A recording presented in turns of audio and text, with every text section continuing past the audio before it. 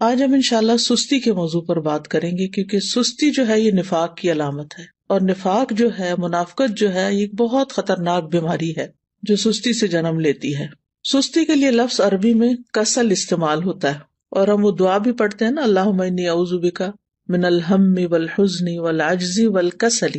تو یہ جو کسل ہے، اس کا مطلب ہوتا ہے کہ انسان کی طبیعت دین اور دنیا کے ایسے کام کرنے سے بوجھل ہو جائے جن کے کرنے سے اسے بوجھل نہیں ہونا چاہیے، شوق سے کرنا چاہیے ان کو، لیکن انسان ان چیزوں کو کرنا نہ چاہے، اور اس کی طبیعت میں کر کے تھکن ہو، اور وہ بور ہو رہا ہو، اور اس کا دل گھبرا رہا ہو۔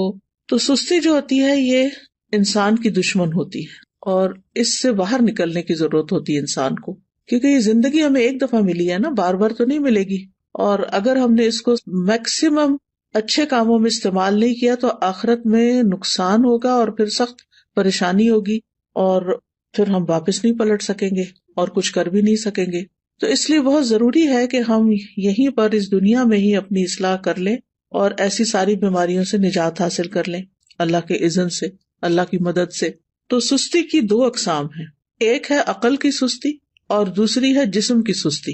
عقل کی سستی کیا ہے کہ انسان اسے غور و فکر میں استعمال نہ کرے، اللہ کی نعمتوں میں غور نہ کرے، ان چیزوں میں غور نہ کرے جو اس کے حال کو یا اس کے ماحول کو اور اس کے زندگی کے ساز و سامان کو بہتر کر سکتے ہوں، ان کی اصلاح کر سکتے ہوں۔ دنیا میں جو قومیں بھی پیچھے رہ گئی ہیں نا، ان کی بنیادی وجہ یہی ہے کہ عقل والوں اور ذہین لوگوں نے سستی کی ہے اور چیزوں کو ایجاد نہیں کیا، اور جو صلاحیتیں اللہ نے ان کو دے رکھی تھی ان کو استعمال نہیں کیا، ان کی پرواہ نہیں کی۔ دوسرے جو ہے وہ جسم کی سستی ہوتی ہے۔ جسم کی سستی جو ہوتی ہے یہ انسان کو نیکی کے کاموں سے محروم کر دیتی ہے، اور خاص طور پر عبادت میں پیچھے رکھتی ہے۔ جیسے ابھی آپ نے یہ آیت کی تلاوت سنی کہ منافق جو ہیں جب نماز کے لیے کھڑے ہوتے ہیں تو انتہائی سستی سے کھڑے ہوتے ہیں، اور بس دکھانے کی نماز پڑھتے ہیں کہ دوسروں کو پتہ چل جائے کہ ہم نے نماز پڑھ لی، اور وہ اللہ کو بہت تھوڑا یاد کرتے ہیں۔ یعنی ذکر میں بھی سستی، نماز میں بھی سستی، وضو میں سستی، ہر نیکی کے کام میں سستی۔ اسی طرح جسم کی سستی جو ہوتی ہے وہ انسان کو دنیا میں بھی ترقی سے محروم رکھتی ہے۔ یعنی جو کام انسان کو اپنے جسم سے کرنے ہوتے ہیں، اگر وہ اپنے جسم کو استعمال ہی نہیں کرتا اور محنت نہیں کرتا، مشقت نہیں کرتا، تو دنیا میں بھی ترقی حاصل نہیں کر سکتا۔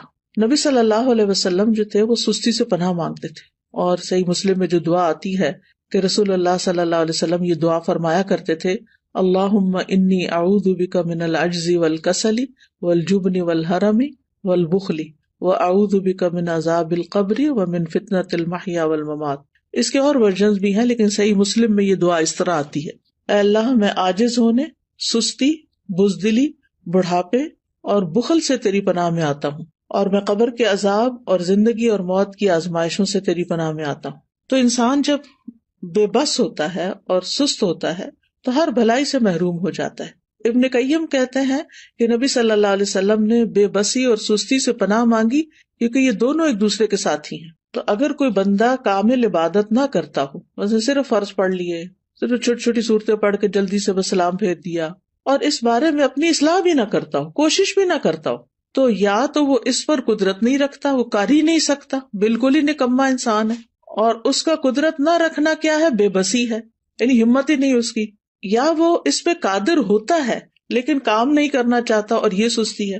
یعنی ایک تو شخص ہے مثلا بیمار ہے یا بوڑھا ہے یا مجنون ہے اور اس کی عقل ہی کام نہیں کرتی، یا مشلول ہے یعنی پیرالائزڈ ہے، تو وہ تو اب الگ بات ہے۔ لیکن ایک یہ ہے کہ پھر انسان سب کچھ ہے، ہمت، طاقت، سب کچھ ہے، لیکن بس کام نہیں کرنا، ہٹ درمی ہے۔ تو اس طرح انسان ہر بھلائی سے محروم ہو جاتا ہے اور پھر شر کی طرف چل پڑتا ہے۔ تو جو شخص کامیاب ہونا چاہتے ہیں، پہلے تو آپ اس وقت جو مجلس میں موجود ہیں وہ اپنے آپ سے پوچھیں کہ واقعی آپ کامیاب ہونا چاہتے ہیں؟ اگر کامیاب ہونا چاہتے ہیں تو اس کے لیے سستی کو چھوڑنا بہت ضروری ہے۔ ابو حاتم کہتے ہیں کہ کامیابی کا سبب یہ ہے کہ سستی اور کاہلی کو چھوڑ دیا جائے، کیونکہ یہ محرومی کے اسباب میں سے ہے۔ سستی انسان کی پروقار شخصیت کی بھی دشمن ہے، اور خاص طور پر اگر انسان کو کسی کام کا موقع مل جائے، جیسے آپ لوگوں کو قرآن مجید کی تعلیم حاصل کرنے کا موقع ملا ہوا ہے، اور پھر اس کے بعد آپ اپنے کورس کو پراپر طریقے سے نہ کریں، ٹیسٹ کی تیاری نہ کریں، وقت پر ٹیسٹ میں حاضر نہ ہوں، ری ٹیسٹ ٹائم پر نہ دیں، اور اپنی جوانی کا، اپنے وقت کا، اپنی عمر کا 1 سال وہ صرف سستی میں گنوا دیں، تو یہ تو بہت بڑی غلطی ہے، اور یہ تو اپنے لیے تباہی لانا ہے، یعنی یہ ناکامی. کیونکہ بہت سے اسٹوڈینٹس جب ایڈمیشن لیتے اور پاس نہیں ہوتے اور پھر سال گزار کے چلے جاتے ہیں، نہ سرٹیفکیٹ لیا، نہ کوئی قرآن مکمل کیا، اور نہ ہی کوئی جو کرنے کے کام تھے وہ کیے، نہ پوری طرح سارے لیسن سنے، نہ سارے سبجیکٹس اٹینڈ کیے، کبھی صبح دیر سے آیا، یعنی مختلف طریقے سے اپنا وقت ضائع کیا. تو پھر آپ دیکھیے کہ کل قیامت کے دن کتنی ریگریٹس ہوں گی کہ کاش ہم اپنا یہ وقت صحیح طرح استعمال کرتے. اور اگر ہم ان لوگوں کو دیکھیں گے جو ہم سے آگے نکل گئے تو ہمیں کتنی شرمندگی اور کتنی پریشانی ہوگی کہ ہمارے پاس بھی یہی وقت تھا اور ہم کر بھی سکتے تھے لیکن ہم نے نہیں کیا، تو اپنے ساتھ دشمنی کی. تو ایسا شخص کبھی بھی اپنے مقاصد میں کامیاب نہیں ہوتا جو سستی کا مظاہرہ کرتا ہے، اور اس کی جو آرزویں ہوتی ہیں بس وہ آرزویں ہی رہ جاتی ہیں. اور بعض اوقات یہ ہوتا ہے کہ انسان ندامت کے ساتھ ساتھ اس پہ نحوست بھی طاری ہو جاتی ہے. تو سستی کے خلاف ہم نے جنگ کو جیتنا ہے. ٹھیک ہے، ہم نے سستی کے خلاف ایک جنگ کرنی ہے اور پھر اس میں جیتنا بھی ہے. ابن قیم کہتے ہیں جب رات چھا جاتی ہے تو نیند اور بیداری کے درمیان ایک جنگ واقع ہو جاتی ہے، پس شوق اور خوف بیداری کے لشکر میں اگلی صف میں ہوتے ہیں، اور سستی اور کمزوری غفلت کے لشکر میں اگلی صف میں ہوتے ہیں. ان دونوں آپس میں آمنے سامنے ہوتے ہیں. پس شوق رکھنے والا شخص سچا حملہ کرتا ہے تو وہ کمزوری اور نیند کے لشکر کو شکست دے دیتا ہے اور مال غنیمت حاصل کر لیتا ہے. پھر جب فجر طلوع ہوتی ہے تو مال غنیمت کے حصے تقسیم ہو چکے ہوتے ہیں اور سونے والوں کو اس کی کچھ خبر نہیں ہوتی.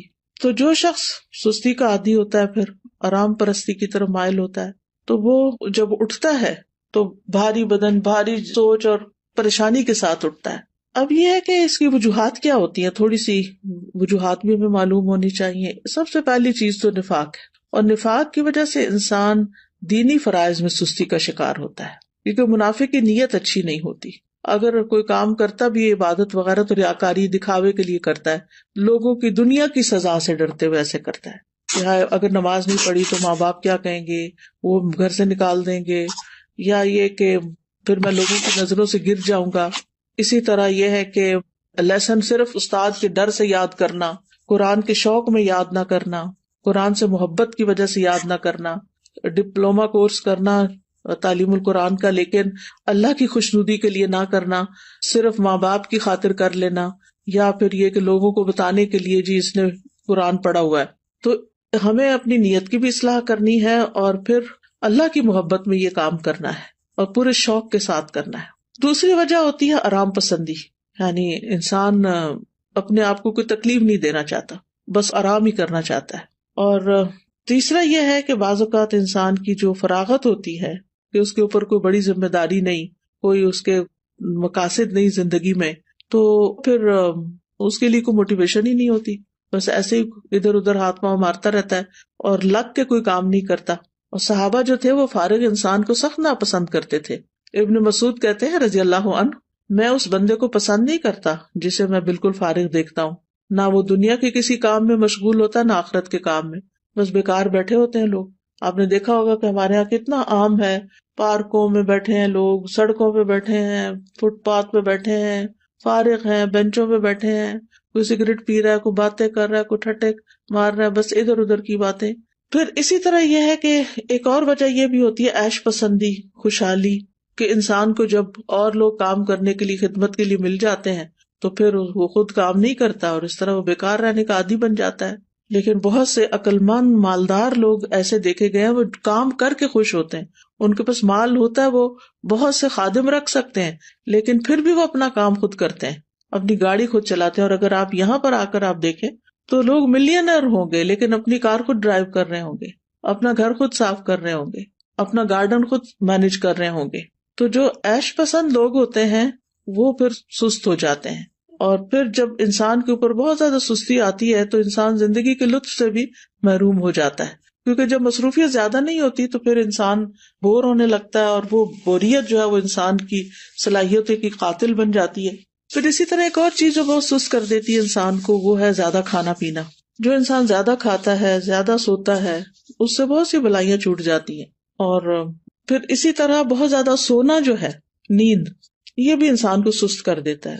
جب آپ ضرورت کے مطابق سوتے ہیں تو آپ ایکٹیو اٹھتے ہیں، اور جب زیادہ سو لیتے ہیں نا، جیسے ویکینڈ پہ آپ لوگ، بس یہ تو لازم ہے نا کہ ویکینڈ پہ زیادہ سونا ہے، تو زیادہ سو لیتے ہیں تو جب آپ اٹھتے ہیں تو ایسے طبیعت پریشان ہوتی ہے، آنکھیں بوجھل ہوتی ہے، جسم تھکا ہوا ہوتا ہے، اور پھر سارا دن کوئی خاص کام بھی نہیں ہوتا. لیکن جو لوگ اپنے ویکینڈ کو بھی، سنڈے کو بھی ٹائملی اٹھ جاتے ہیں، نماز اچھے سے پڑھتے ہیں، اذکار کرتے ہیں، قرآن کی تلاوت کرتے ہیں، اپنے جو کام سوچے ہوئے ہوتے ہیں چھٹی کے دن کرنے کے ان کو ترتیب بار کرنا شروع کر دیتے ہیں، تو ان کا دن پروڈکٹیو ہوتا ہے اور وہ خوب ایکٹیو ہو کے دن گزارتے ہیں. ابن قیم رحمہ اللہ کہتے ہیں کہ بہت زیادہ سونا دل کو مردہ کر دیتا ہے، جسم کو بھاری کر دیتا ہے، وقت کو ضائع کرتا ہے، اور یہ بہت زیادہ غفلت اور سستی پیدا کرتا ہے. پھر اسی طرح لمبی امیدیں لگانا، اچھا یہ ہو جائے تو پھر وہ بس سوچتے رہنا، سوچوں میں پڑے رہنا. پھر 8ویں چیز ہے سست لوگوں کی مجلس اختیار کرنا. جب انسان کی دوستی ایسے لوگوں کے ساتھ ہوتی ہے نا جو نکمے ہوتے ہیں تو اس کو بھی نکما کر دیتے ہیں، لیکن اگر آپ ایکٹیو لوگوں کے بیچ میں بیٹھیں گے تو آپ سست نہیں رہیں گے، کیونکہ آپ کو شرم آئے گی کہ سارے لوگ تو کچھ کر رہے ہیں اور میں فارغ بیٹھا ہوں. تو بلند ہمت لوگوں کی دوستی اور ان سے تعلق جو ہے وہ اختیار کریں، کیونکہ ماحول کا جو بگاڑ ہوتا ہے نا یہ انسان کی فکری صلاحیتیں، نفسیاتی، بدنی، ان سب چیزوں کو متاثر کرتا ہے. اور پھر اسی طرح یہ ہے کہ ایک اور چیز، کاموں کو مؤخر کرنا، اچھا کر لیں گے، یہ بھی ایک بہت مہلک بیماری ہے اور شیطان کا ایک حربہ ہے. یہ منافق جو ہوتے ہیں وہ نماز بھی بڑی لیٹ پڑھتے ہیں، سستی سے تو آتے ہی ہیں لیکن دیکھتے رہتے ہیں اچھا ابھی ہے وقت، ابھی ہے وقت، اچھا ابھی اٹھ جاتا ہوں، ابھی اٹھ جاتا ہوں. لیکن پھر کیا ہوتا ہے، کبھی نماز کا وقت بہت لیٹ ہو جاتا ہے اور کبھی ختم بھی ہو جاتا ہے. تو سستی جو ہے وہ سراسر نقصان دہ ہے.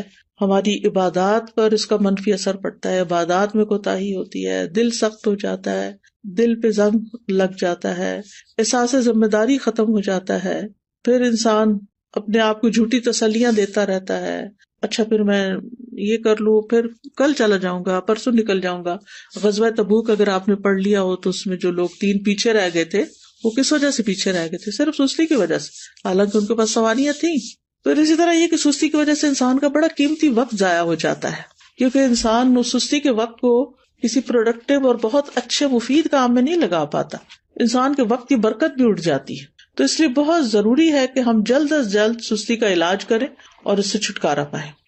سب سے پہلی چیز اللہ سبحانہ وتعالیٰ سے مدد، اللہ سبحانہ وتعالیٰ سے مدد مانگے، کیونکہ اللہ ہی مددگار ہے. واللہ المستعان. نبی صلی اللہ علیہ وسلم نے فرمایا وَاسْتَعِن بِاللَّهِ وَلَا تَعْجِزْ. اللہ سے مدد مانگو اور کمزور نہ پڑو، عاجز نہ بنو. اسی حدیث میں آتا ہے احرص علی ما ينفعک، جو چیزیں تمہیں نفع دینے والی ہیں ان کی حرص رکھو، یعنی ان کے لیے ایک شوق رکھو اپنے دل میں. تو بہرحال اللہ سے مدد مانگنی اور نیت کر لینی ہے کہ میں نے اللہ کی مدد سے انشاءاللہ اپنی سستی چھوڑ دینی ہے. اور پھر یہ دعا بھی پڑھنی ہے، اللہم انی اعوذ بک من الہم والحزن والعجز والکسل، آخر تک. یہ روزانہ کی دعاؤں میں شامل کر لیں. مثلاً آپ نماز کے بعد بھی پڑھ سکتے ہیں، اتحیات کے جب دروشی پڑھ لیتے ہیں اس کے بعد دعائیں کرنے کا وقت ہوتا ہے اس وقت بھی پڑھ سکتے ہیں. تو تیسرا یہ کہ دن کا آغاز جو ہے نا وہ اذان فجر سے یا تو پہلے کریں یا پھر ساتھ ہی کر لیں، اور پھر وضو کریں، ذکر کریں، نماز ادا کریں. تو اس سے بھی انسان کی ساری گرہیں کھل جاتی ہیں جو شیطان ہر روز انسان پہ سوتے وقت لگا دیتا ہے اور انسان کو تھپکیاں دیتا رہتا ہے کہ ابھی تو رات بہت لمبی ہے. تو جب انسان اٹھتا ہے اور اللہ کا ذکر کرتا ہے اور پھر وضو کرتا ہے، نماز پڑھتا ہے، تو اس کی ساری گرہیں کھل جاتی ہیں جو شیطان نے لگائی ہوتی ہیں، اور وہ حشاش بشاش خوش مزاج اٹھتا ہے. اور ورنہ پھر صبح نفس کی خباثت اور سستی کے ساتھ ہوتی ہے. پھر اسی طرح انسان اپنے ذہن میں یہ بات رکھے کہ میں نے سابقون السابقون میں ہونا ہے، مقربون میں ہونا ہے، اللہ کے قریب ہونا ہے.